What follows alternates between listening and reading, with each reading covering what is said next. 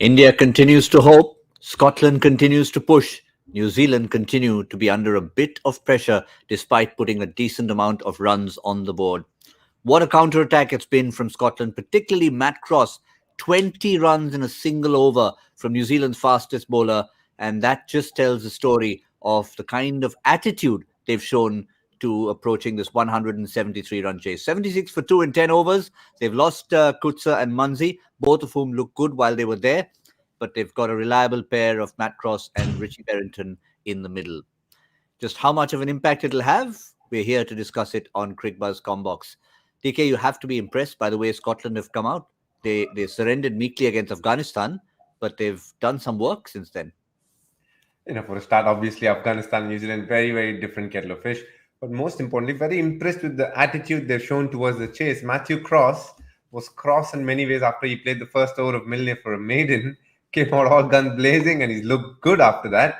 That's a good thing for Scotland to be anywhere close to chasing down this total. Matthew Cross has to bat pretty deep. And an over or two, like the sixth over, will definitely help. But if not, the odd boundary that needs to be coming, because at the end of the day, they still very much need close to 97 runs in the next 10, which is, 10 and over is not easy against a pretty solid New Zealand bowling attack. And we have to remember as well, as the ball gets older, it gets tougher. We even saw New Zealand's innings. So that is also something that they'll have to deal with.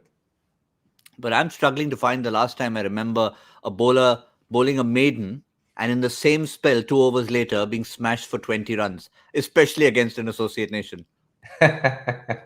Absolutely, GB. I think you're perfect there. It's very rare actually for a bowler to bowl a maiden over. As a captain, you're thinking, wow, and the sixth over is always a tough over because in many ways, they're going to come hard at you. So you give it to the bowler who's bowled the best more often than not. And by a distance, Adam Milne's first over, he just beat the batsman by pace.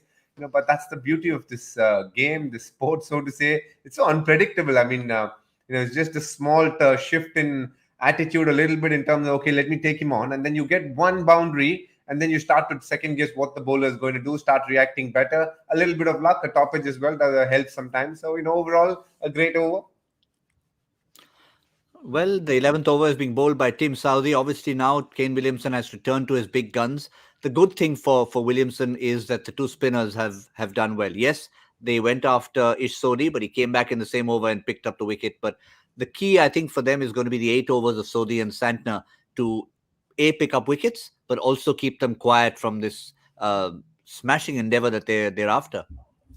Oh, definitely. I think, the good thing about a leg spinner is the fact that you could go for runs, but there's always a chance of wicket. That's exactly what happened with George Munsey, obviously trying one too many. But the point is, if those 8 overs can go anywhere between 50 and 60, then there is a good chance that this game could get very interesting. But on the other hand, Santner using his skills, doing a bit of exactly what the left-arm spinner Matt did. So, in many ways, just giving them a taste of their own medicine, just using angles, the odd ball to turn. Yeah, I mean, a very interesting chase. And hopefully the Comm Box curse doesn't kick on. That's very important as well. This over is a critical over for them, whether they know it or not. They need to get past this Cricbuzz Comm Box. You're getting used to it. You're getting used to it. Every time India play, we get messages from people. Can you do a very short Comm Box? Just one question and out if India are batting.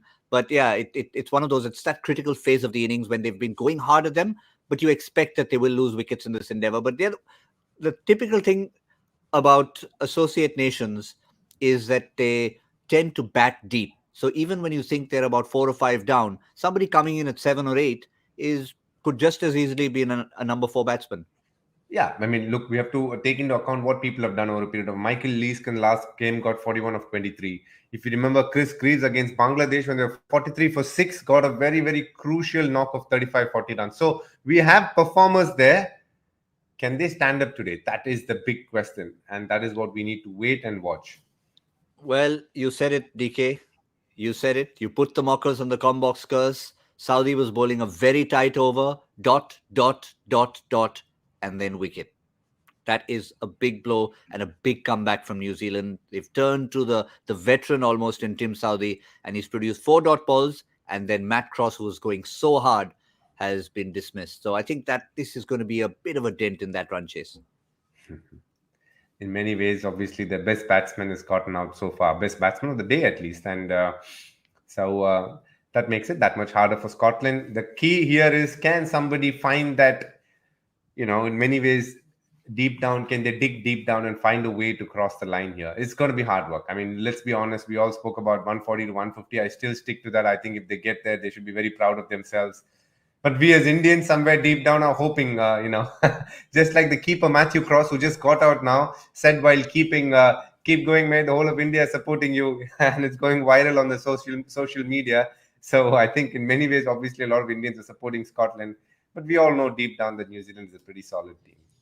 They certainly are. But yeah, you can see that even the associate nations are aware of the responsibility that they're carrying. And maybe that was giving them a bit of a charge in trying to help out Team India and put a dent in New Zealand. But at the moment, that wicket has maybe just turned things around.